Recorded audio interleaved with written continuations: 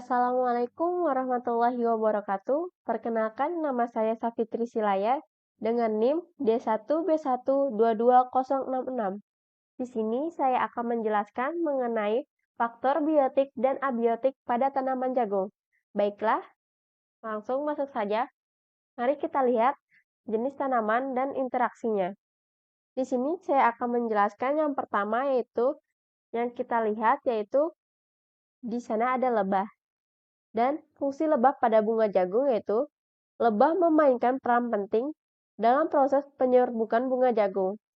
Mereka membantu dalam transfer serbuk sari dari bagian jantan bunga atau stamen ke bagian betina atau putik yang pada akhirnya menghasilkan biji jagung. Lebah mengumpulkan nektar dan serbuk sari sebagai makanan dan dalam prosesnya mereka secara tidak sengaja membantu penyerbukan. Tanpa lebah, produksi jagung bisa berkurang secara signifikan. Kita tahu bahwa tanaman lebah dan serangga penyerbuk lainnya sekitar 70% dari tanaman yang kita makan tidak akan berbuah atau berbiji. Jadi penting banget ya untuk menjaga keberlangsungan hidup lebah. Kemudian kita lihat interaksi biotik pada tanaman jagung. Interaksi biotik pada tanaman jagung melibatkan hubungan antara tanaman jagung dengan organisme hidup lainnya di lingkungannya. Ada beberapa jenis interaksi biotik yang umum terjadi, seperti yang pertama yaitu mutualisme, yaitu tanaman jagung bisa hidup bersama dengan mikroorganisme tertentu yang membantu proses penyerapan nutrisi. Misalnya, bakteri rhizobium yang hidup di akar tanaman jagung membantu dalam proses fiksasi nitrogen yang penting untuk pertumbuhan tanaman. Kedua yaitu kompetisi. Tanaman jagung juga bisa bersaing dengan tanaman lain untuk mendapatkan sumber daya seperti air, cahaya matahari, dan nutrisi dari tanah. Yang ketiga yaitu ada herbivori. Beberapa hewan seperti serangga dan burung bisa memakan bagian dari tanaman jagung. Ini bisa merugikan tanaman, tapi juga bisa berfungsi sebagai mekanisme penyebaran biji. Selanjutnya yaitu kita lihat interaksi abiotik pada tanaman jagung. Nah, interaksi abiotik pada tanaman jagung melibatkan hubungan antara tanaman jagung dan faktor-faktor non-hidup di lingkungannya.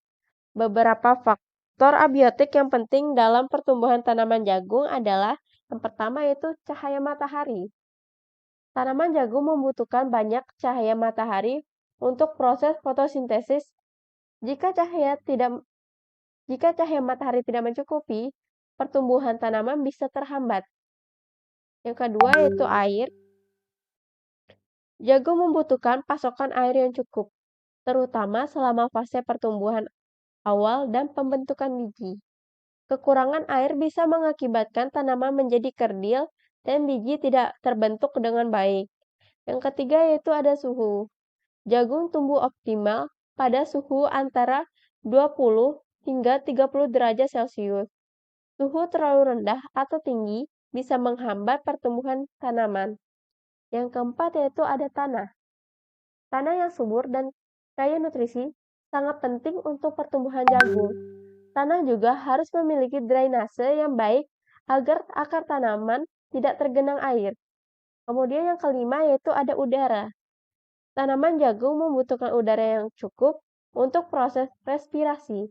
Udara yang terlalu lembab atau kering bisa mempengaruhi pertumbuhan dari tanaman. Maka bisa ditarik kesimpulan yaitu tanaman jagung berinteraksi dengan organisme hidup lainnya di lingkungannya, seperti bakteri yang membantu penyerapan nutrisi, serangga dan burung yang memakan bagian tanaman, dan jamur atau bakteri yang bisa menjadi parasit.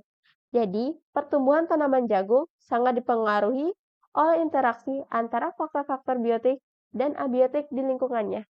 Sekian yang bisa saya jelaskan. Terima kasih. Assalamualaikum warahmatullahi wabarakatuh.